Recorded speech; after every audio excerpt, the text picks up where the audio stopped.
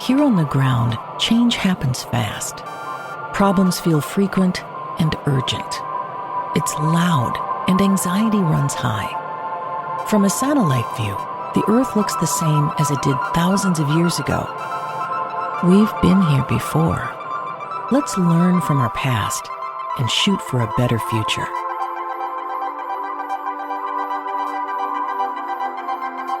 Hello and welcome to this week's episode of A Satellite View. I'm Todd Mikkelson, your host, speaking at you from Monday, March 9th, 2026 in the space and time continuum. And I just want to point out this week that, believe it or not, the pressure is working. It really is working. Things keep changing, albeit too slow, it seems like, at least. I think in actuality, we have been in a limbo here for an awful long time.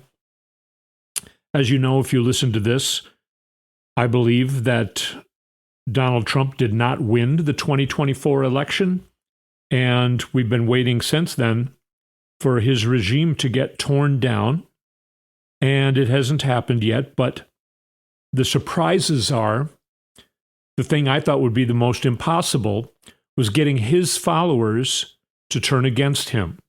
And that keeps happening in droves.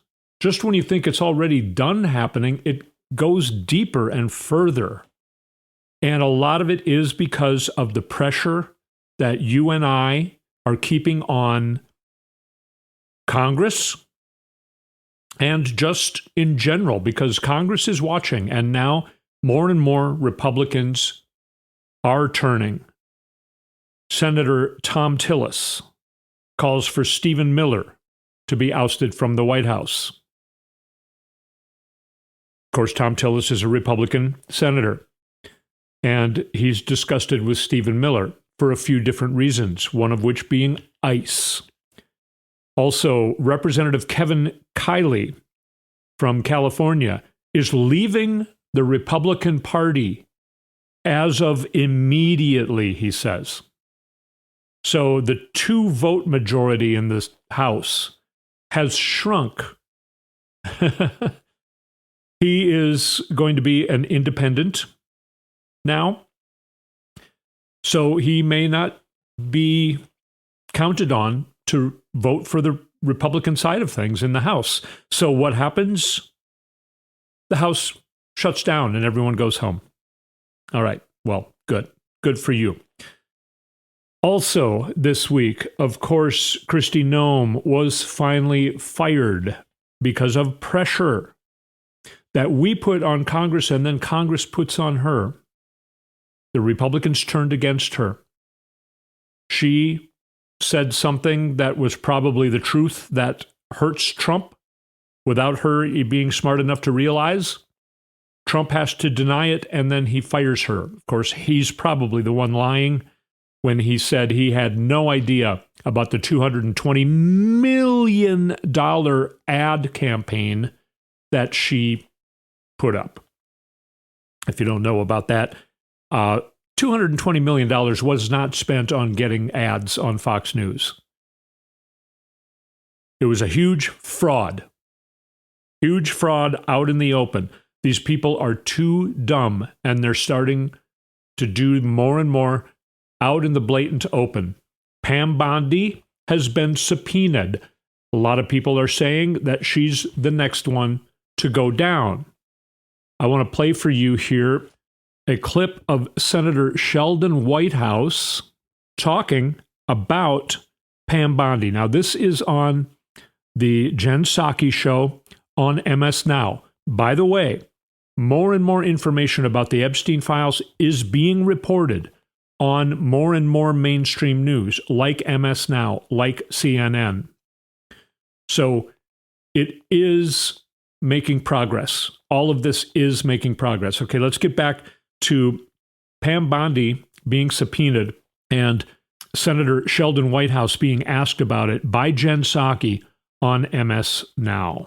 But the House Oversight Committee has voted to subpoena Attorney General Bondi. The Senate Judiciary Committee has the power to question Bondi and the Justice Department. You don't have the power to call witnesses, but a lot of Democratic voices are preparing for accountability.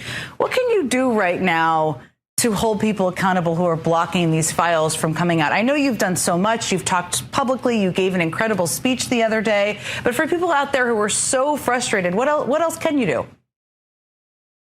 Yeah, well, the first thing, obviously, is for Pam Bondi to have to face the House under subpoena, with both Republicans and Democrats irritated with her over the mess that she has made of the Epstein files from the very beginning, when she said they were all on her desk, and then she had the phony baloney binders that disappointed the Epstein advocates so badly, all the way through to this weird non-release of the Trump-related documents that puts a spotlight on them.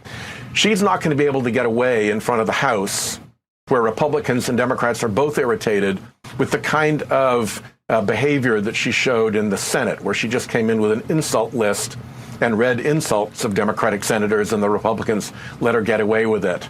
So she's in for a very rough road, I think, in the House, and then we'll see where we go from there. With respect to the speech, I'd say that, we've looked at Trump-Russia, which Trump says is a hoax, which is his tell word for when it's true. And these files lay out Trump-Epstein hugely, with hundreds of thousands of mentions of Trump in the Epstein files. But there's also Epstein-Russia. And I think if you really want to understand this whole saga, you've got to look at all three pieces: Trump, Russia, Epstein, or maybe it's Trump, Epstein, Russia. And so I'm encouraging the press and the investigators like Roger Sullenberger, who've done such good work here, to keep digging, because we want to make sure we see the whole picture, and the whole picture is Trump and Russia and Epstein. Now, of course, he didn't go so far as to include Israel in that. There is a lot of proof, really. We need to start calling it what it is, that Epstein was working deeply with Israel and Israel's intelligence. He was basically like a spy. He was intertwined with a lot of countries, and we're going to talk a little bit about some of the money parts of this too. The Epstein thing is not just the horribleness of raping the children. There's more coming out, even about him making medical decisions for some of these girls. There's a story about a girl who fell off one of those little four-wheelers and hit her head pretty badly, and she was not taken to a hospital. She was taken to a private doctor that Epstein knew. Epstein paid off the doctor, offers to give, like $50,000 to the charity of the doctor or the research of the doctor. There was a doctor who put something like 30 stitches in this girl's head on the dining room table at Epstein's place, I guess in New York, after she was flown from the island where she injured herself, and a lot of other decisions being made by Epstein for these girls' medical attention. It's the information that is slowly trickling out, first of all, is getting quicker, but secondly, is just you can't make it up. There's too much. And that's part of this whole problem. There's too much. And that's why none of it takes. Now, the dam has broke, and we're being now, overwhelmed by the water running through the dam. Things are going to get straightened out. I still feel extremely optimistic. One of the stupidest things you could do to try and divert attention from the Epstein files is start a war with Iran. Because if you think that that's going to gain your MAGA people back, you're 100% perfectly wrong. So this is not going well for the administration. It really is not. We're going to take an early break here. I do want to mention, though, that Trump's kids, Eric and Don Jr., have now invested in and kind of taken over a drone company and they're asking for help from Zelensky. Again, they're trying to make money off of this war in Iran, all right? It's disgusting, I know, and the disgusting news keeps coming out, and it is maddening. And like last week, I said we need to stay frosty. Don't be afraid, be angry, but we also need to keep our heads together, all right? When we come back from a short break, I want to tell you a little bit about where I was last night and what I noticed, and some more news coming out that is going to eventually be detrimental to a lot of people and the right people. I don't know that Donald Trump's going to be held responsible because I don't think he's going to live long enough, but he is living in hell. He is and has been for a long time. All right, let's take a short break. We will be right back.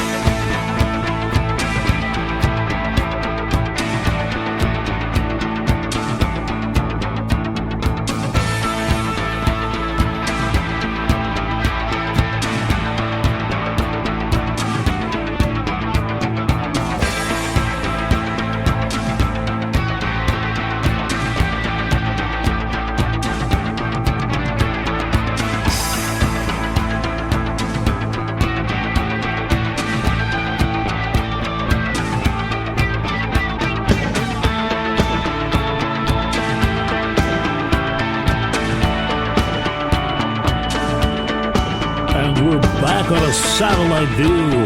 Find satelliteviewpodcast.com for our website, and then go to YouTube and search for Satellite View Podcast, and you will find our YouTube channel, and then subscribe. It's free. And we can also be found in other places, at Todd Mikkelson on Instagram, places like that. Let's get back into this now. I said I was going to tell you about last night. We went to an event that was a campaign kickoff party for a local candidate running for the Minnesota State House, actually running for the same seat I ran for 15 years, in 2012 and in 2014. And it was interesting. I ran into a lot of people that I knew from way back then. First of all, there was, I would say, more than 150 people at this kickoff meeting that we used to feel great if we could get between 15 and 20 people. So these are some of the things I'm talking about. People being more engaged. Now, a lot of people were inquisitive, asking questions of a lot of people. My Congresswoman Kelly Morrison was there to keep the excitement high. And of course, there's not a lot for her to do in Washington, D.C. right now. Because, Mike Johnson keeps closing down the House. But talking to her and her husband, Kelly Morrison has been one of, if not the busiest legislator in Congress. She's passed 5 bills in a Congress that we all know nobody's passing any bills.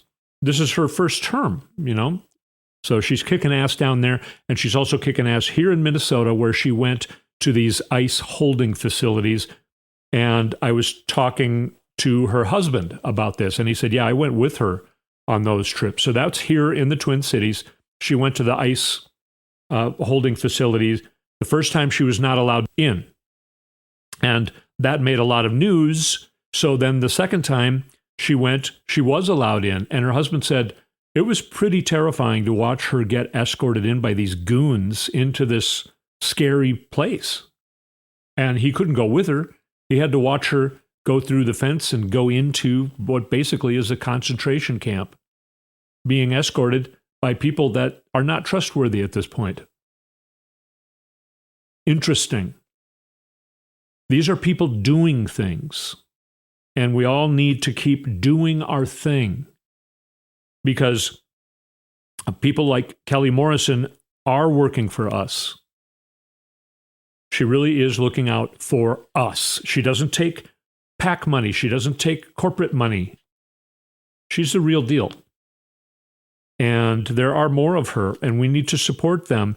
And when we do, they listen. They really do. That's why Tom Tillis, a Republican senator, is calling for Stephen Miller to be ousted. And why 5 Republicans went along with the vote to subpoena Pam Bondi, why the Republicans attacked Kristi Noem finally last week. I was also asked, what about messaging? I was pointing out that back when I ran, I was pretty well versed on national politics. I had to learn that I need to focus on state politics when I'm running for the state house. Well, now it's kind of opposite. And Kelly Morrison and I think I can say her name, Tracy Brazile, is running for this seat here where I live.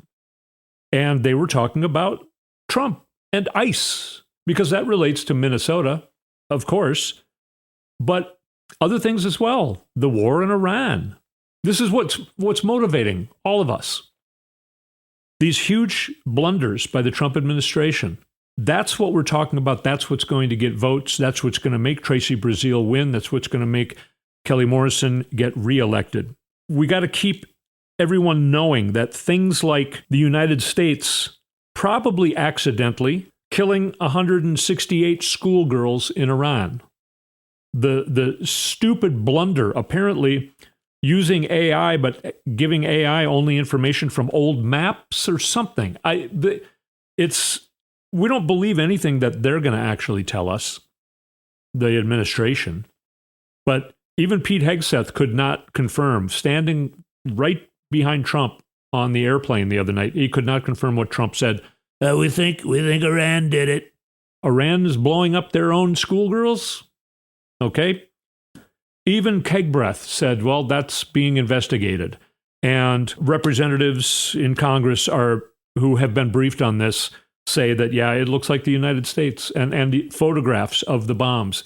It looks like it was the United States, a United States bomb that hit that elementary school in Iran. Also, there's evidence that the United States blew up a desalination plant. That is what cleans water. It takes salt and minerals out of water so it makes it safe to drink. Why would we do that? That's a war crime. Not to mention blowing up schoolgirls. If I can't, no, I'm not going to go there. I'm not going to go there. It's maddening. What else can I tell you? The bombs in New York City being thrown at Gracie Mansion, where the mayor, Zoran Mamdani, and his wife now live. Bombs were there, and the police went and ran and grabbed them and got them away, knowing that they were possibly live bombs. Pretty insane and brave for these policemen to do so. Now, the guys who threw the bombs were arrested, and they say that they're part of ISIS. They were inspired by ISIS. So it's unclear. Is it coincidental that it happened now at the beginning of the Iran war? But of course, terrorism, the threat of terrorism, and what does Trump have to say about it when he's asked, do you fear that there could be retaliation in the United States homeland over your starting this war? And he goes, I guess probably. Like I said, people are going to die. It's just how it is. That's the president of the United States. Okay. I know you're mad. Some more information that comes out, and these are things that we need to go back in time. We need to flush this out, because the feces fire hose or the water coming through the dam at 100 miles an hour, there's so much. Now let's go back in time and weed through a couple of things. Here's something that I was not really aware of. Going back to 2019, July 23rd. Jeffrey Epstein is found laying, I guess, sort of semi-unconscious in his jail cell. July 23rd, 2019, maybe 6 weeks before he dies. When they talk to him, he says, my cellmate tried to kill me. His cellmate, guilty of at least 3 murders. Why, first of all, was he in there with that guy? Secondly, his cellmate said, no, he tried to commit suicide. And who did the FBI go along with? Who did they believe? The cellmate. They didn't do anything about that. Jeffrey Epstein said, my cellmate tried to kill me. Also, He was talking to therapists and things like that. He was not suicidal. He was kind of happy. He felt good about his lawyer. He felt good about his case. You know, he was in jail. He was going to go to trial for all of this horrible shit. And he was feeling good about his prospects. And he was marked, because they were watching him for suicide. So these psychologists were saying he is not suicidal. Now, let's go back a little closer to our current time. Let's go to August 7th, 2019.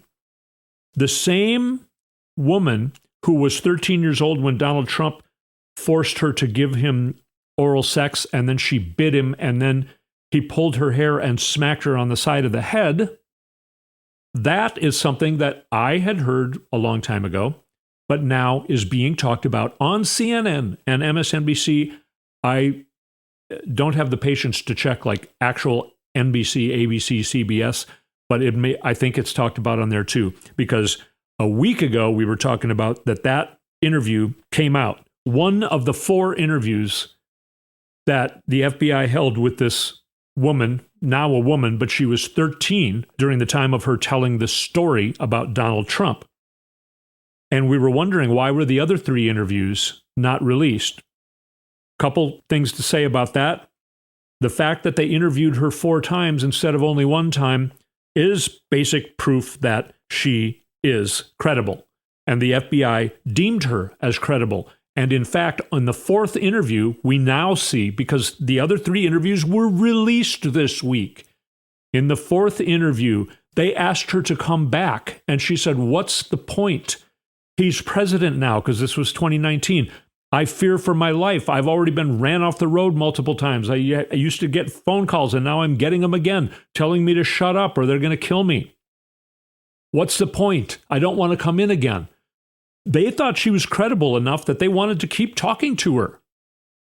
Now, she heard Trump and Epstein talking about blackmailing people. She revealed in this 4th interview that took place on August 7th, 2019. Also in that interview, she revealed that she heard Trump had illegal building permits. She also heard that she heard Trump talking about these things with Epstein. She heard Trump talking about, and them talking together, he washed money through casinos. This woman also said, "Epstein's blackmailing of my mother ruined my family." Epstein blackmailed this woman's mother back decades earlier. Now, this interview was on August 7th, 2019. The FBI interviewed her, and this information was turned over eventually to Ghislaine Maxwell and her lawyers. But the FBI, under Bill Barr, interviews this woman on August 7th, 2019. On August 10th, 2019, Jeffrey Epstein's dead body is found in his jail cell. Let's go to some more information that came out this week about some prison guards and inmates. All right? One of Jeffrey Epstein's prison guards Googled the sex predator minutes before he was found dead and also made a mysterious $5,000 cash deposit 10 days before the predator's jail cell quote-unquote suicide. New Department of Justice documents reveal this. This woman's name is Tova Noel, was one of the 2 Metropolitan Correctional Center workers accused of falsifying records to say they checked on Epstein throughout the night before his August 10th, 2019, quote-unquote suicide. The guards were fired, but criminal charges against both were later dropped. All under Bill Barr, when he was basically what Pam Bondi is now. Now this woman, Tova Noel, Googled, quote, latest on Epstein in jail, unquote, at 5:42 a.m. and then again at 5:52 a.m., less than 40 minutes before her colleague, Correctional Officer Michael Thomas, found the disgraced financier dead in his cell by hanging, supposedly, at 6:30 a.m. Why was she checking? She knew he was dead already. This is all according to an FBI record of Noel's internet search history that night. That's just one story. She also was heard by inmates saying that she will have alibis for herself and her colleagues. They are going to cover up the death of Jeffrey Epstein. That's how it's worded, the death of Jeffrey Epstein. You see how this works? It's a mob. Bill Barr's father is responsible for hooking up Jeffrey Epstein with the money people, getting him up and running as a financier. Really? Bill Barr's father. Jeffrey Epstein didn't even graduate college, apparently. He was giving financial advice to all these people. Now, these are things that you've heard. I think some of these other things I've told you are things that maybe you haven't heard, but hopefully you have, because this is starting to break in more mainstream news places. It really is. And that's because of us keeping the pressure on. We need to keep doing that. Congress is feeling the effects. Are they going to run? What if Stephen Miller got ran out of the White House? That could make a huge difference. Kristi Noem, is she going to talk? Pam Bondi, is she going to get fired? And then is she going to talk?